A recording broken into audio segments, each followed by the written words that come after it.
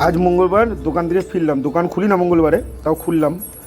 আজকে আমাদের এখানে সপ্তম দোল চলছে, তা এই বছরে ফার্স্ট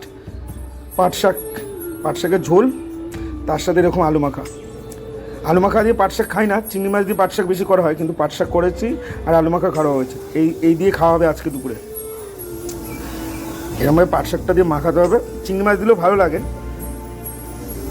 আর আলু মাখা নিয়ে তারপরে খেতে হবে। আজকে মা আর আমি বাজারে গেছিলাম, অনেকদিন পরে রিঠে মাছটা নিয়ে এসেছি, আলু দিয়ে এরকমভাবে ধনে পাতা দিয়ে পেঁয়াজ রসুন দিয়েছো মা? পেঁয়াজ রসুন দিয়েছো মা? হয়েছে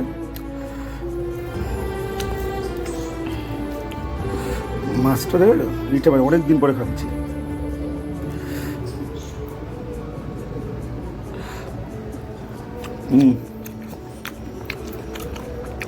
টেস্ট